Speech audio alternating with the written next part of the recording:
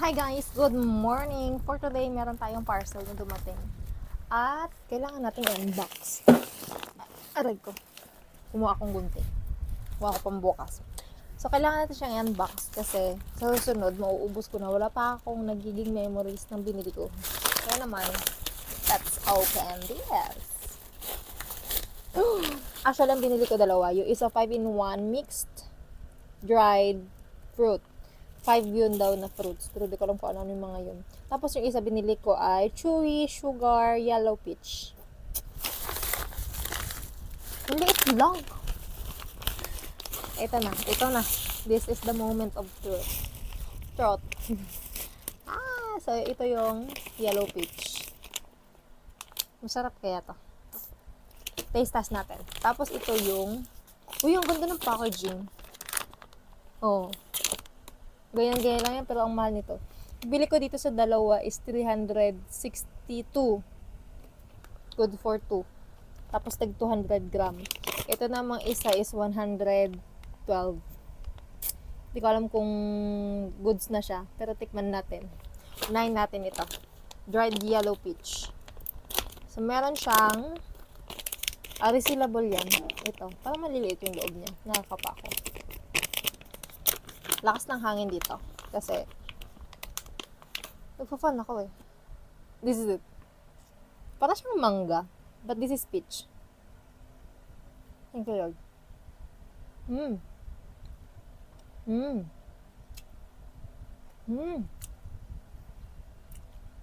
Dito pala lasa ng peach.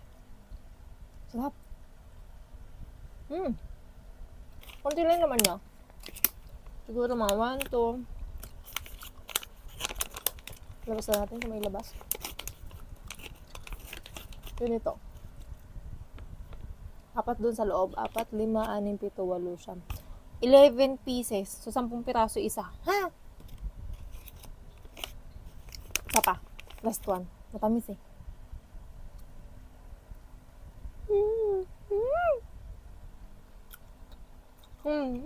Wala. Wait. Wala.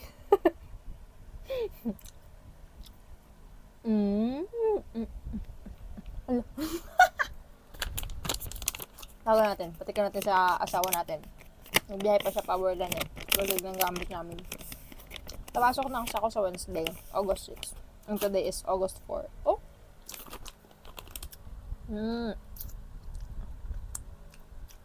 Parang may kalasa siya. Ito naman yung 5 types of mixed dried fruits. Dalawa yung binili ko kasi sabi ko baka mabitin ako.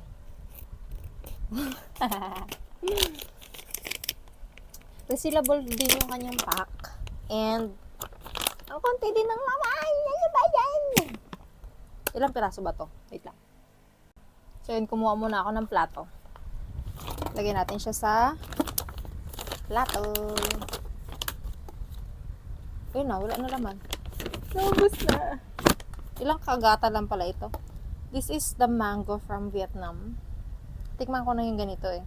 Ito yung masakit sa ngipin ko. Tatlong pirasong mangga. Tapos, this is the kiwi. 1, 2, inisa-isa ko talaga. 3 and 4. Tapos, 1, 2, 3, 4, 5, 6. 6 na strawberry. And this one is, I think, apricot. 3 apricot. Di ko sure kung apricot. Parang, ang narinig ko sa mga videos na panood ko, apricot. So, 4 na pirasong ganito. And peach, 1, 2, 3 piraso. 3 piraso lang. Ito. Pakita ko. Yan. So, ito, 3 mangga. Di makita. Basta yun na yun. Taste test na lang natin. So, ito na yun siya. 3 nitong mangga. Tapos, 4 nito. Kung ako nagkakamali, apricot to ha. Tapos, 4 na kiwi. 6 na strawberry. Tapos, 3 peach. So, yan na yung nagkakahalaga ng, magkano nga halaga nito? Pagbibilhin ko siya ngayon, 119. Dalawa yung binili ko. Pag dalawa binili mo, sabi niya 189, pero may shipping fee pa kasi, kaya ang binayaran ko ay 361. So, ayan na siya. Tikman na natin, mga bash. Yung mango, parang baka sumakit na naman yung ngipin ko. Dito na lang tayo sa maliit na kiwi. Ang claim nila, chewy. Chewy. Tama, chewy.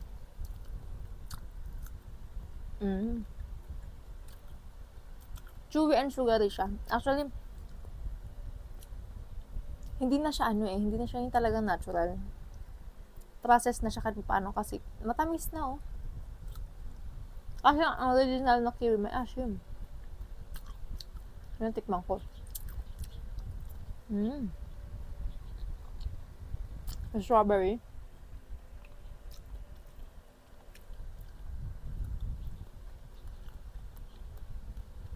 Ang sabi pag nakarami ka ganito, sakit din sa ngipin. Tumatanda kasi tayo, kaya sakit na ng ngipin natin sa matatamis. Tapos, ito, peach.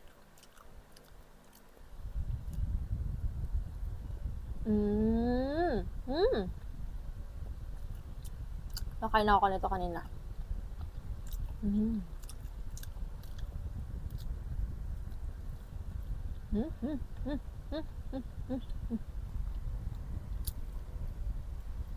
Tapos ito.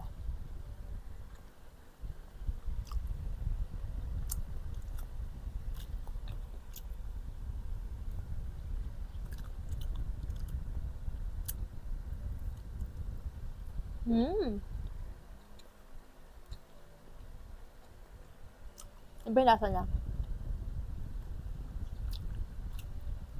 Apricot ba to? Tamis. Grabe. Hindi ko na kaya to.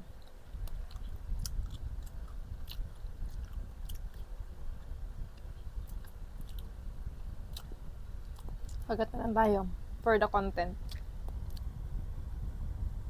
Tigas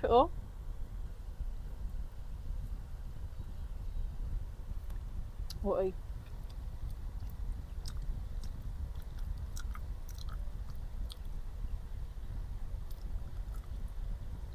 Kung hindi siya Vietnam, Thailand yata yung ganun.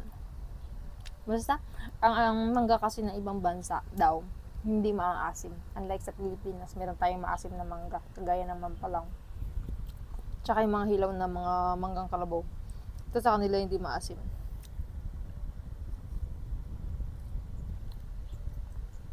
Ang kunad. Ang kunad. Gusto to ng asawa ko. Kaya ka ba makunap? Tama na. Bye.